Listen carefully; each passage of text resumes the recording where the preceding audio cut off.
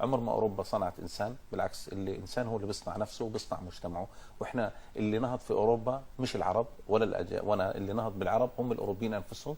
العرب خرجوا من الحرب العالميه الثانيه مدمرين، دمار، تمشي بالطياره تشوف دمار.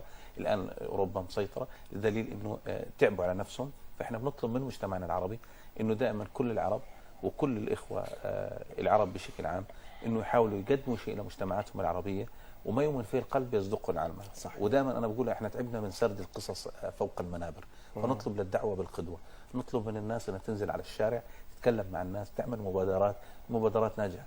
احنا في اوروبا احنا زمان كنا نسمع كلمه مبادره، نقول لك مبادره، نقول لك مجنون. شو مبادره هاي؟ واحد يكون يقرا كتاب فكروه مجنون. المبادرات اللي الناس الان بتستهزئ فيها هي اللي صنعت اوروبا. صحيح. مبادره القياده، مبادره النظافه. كان زمان ما يجي واحد عامل حمله نظافه استاذ في المدرسه ويقول للطلاب تعالوا نلم الزباله في المدرسه، تلاقوا له طالب بيضحك، طالب بيهزر، طالب كذا. ليش؟ لانه احنا للاسف ابائنا ما علمونا انه هاي ثقافه وان هاي ورث. لذلك احنا بنطلب انه المبادرات تكون في مقدمه مجتمعاتنا. تاكد لكلام حضرتك نجاح اي موضوع او اي فكره او اي مشروع بتبدا بفكره طبعا. والمبادره اساسها فكره.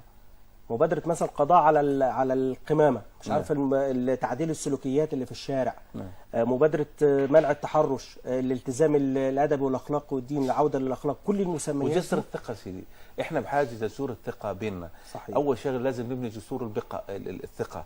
يعني انت لو تشوف شخص من مسؤول على سبيل المثال، بدي بكل اريحيه، لو تلاقيه قاعد بلم الزباله وجايب هاي بيقولوا عنه هذا لا بده يصير نائب او بده يصير مسؤول. فيش جسر ثقه. او بتلاقي واحد في الحاره بده يعمل بدهن، ده عم ده عايز يبقى نائب، ده عايز احنا لا ليش ما دايما على محمل السيء؟ لا ليش ما ناخذ دائما حسن النيه، وليش ما نحط ايدي معاه؟ يعني بالعكس تعاونوا على البر. صح طبعا، شيء اكيد. لا انت حضرتك بتقول ان انا درست علم الاجتماع. نعم. ده كان اقرب حاجه ليك علشان انت فكره التعايش دي والتواصل والتجربه الحياتيه اللي انت عشتها. طبعا صح؟ طبعا. انا الحمد لله انا علمي شوف التجربه الصعبه اللي انا عشت فيها، ولسه في الاردن عشت حياه صعبه. وتفكرني انا بالاردن كنت مليونير. المشكله شوف مشكلتي ان الناس بس تصل لمرحله انه يصير في السوشيال ميديا عليها او كذا، بتحاول دائما انه زي بقول لك ماضي وبدفنه. انواع ماضي وادفنه. انت هذا ماضيك هو شهادتك، هو الدكتوراه لازم تقدمها. الشرف ده هو هذا الشيء. انا ابني بكذا، انا بابا ماما. لا بابا ولا ماما، احنا جماعه تعبنا. انا في الاردن انا من الناس اللي تعبت كمان في الاردن، واشتغلت بعده مهن.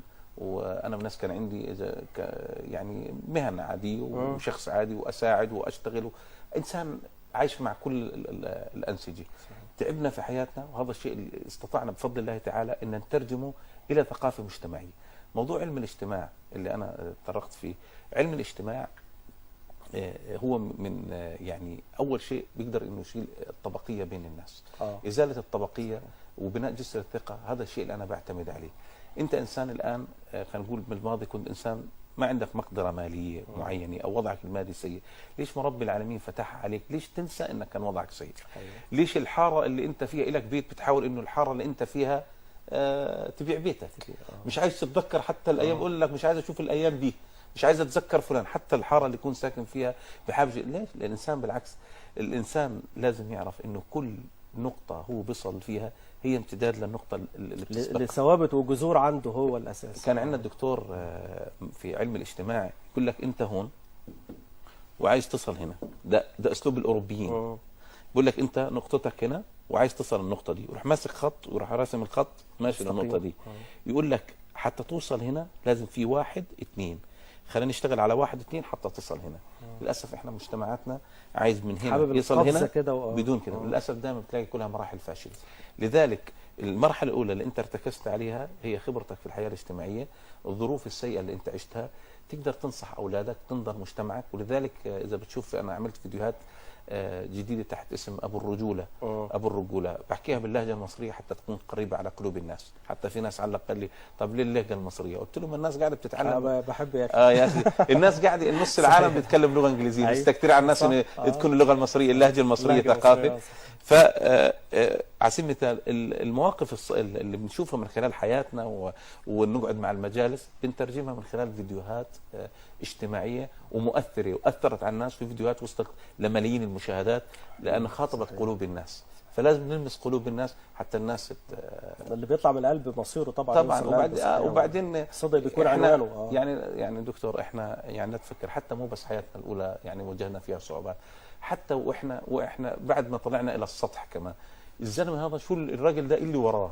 الراجل ده وراه اجندات، الراجل ده هدفه ايه في مصر، الراجل ده هدفه ايه بالاردن، الراجل نفسه يصير وزير اردني، يعني في ناس بيقول لك هذا بده يصير وزير مصري. انا